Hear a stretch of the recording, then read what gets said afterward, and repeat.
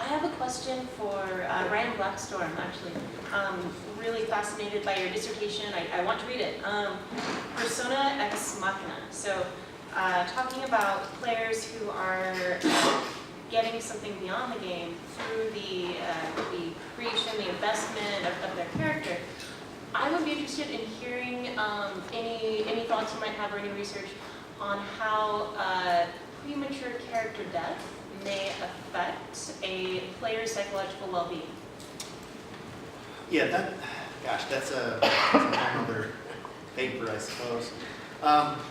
Yeah, I think that, at some point, character life and waking life do not differ a whole lot psychologically.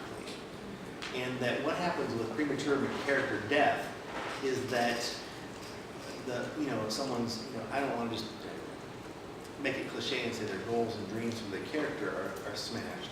But deeper, yeah, that does happen. But deeper, there's some of these potentialities that are quelled. The chance to feel like I'm victorious, the chance to, whatever kind of these intentional goals are, that's the thing that I think people take really hard. And from an existential standpoint, here's the sense of finitude that this is over, and it forces someone to deal with, most people that experience this kind of loss experience it actually through death in the world. And yet here is a perceived death.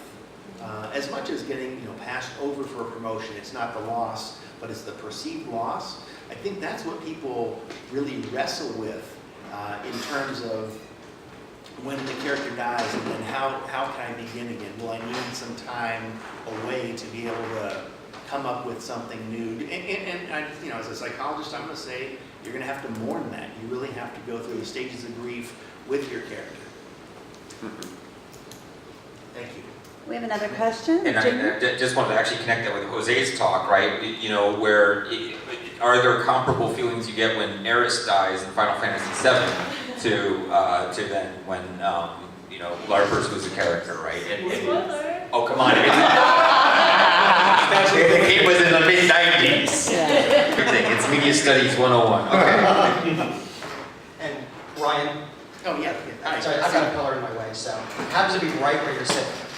I do have a question. You had mentioned you talking about the personality profiles for gamers. As far as research goes, has there been any studies where maybe they've administered like an MMPI or something on a massive scale to be able to look for any patterns in the profiles? Yeah, generally, so for the non-psychologist, the MMPI is a multiple choice, true false test that measures you on 10 basic scales and a bunch of subscales of how do you deal well with authority, your depression, somatization, lots of things like that. The problem is that, I'm going to say no. We generally haven't got that big of a sample of people that are willing to come in and be studied, or the people who, these are expensive to run.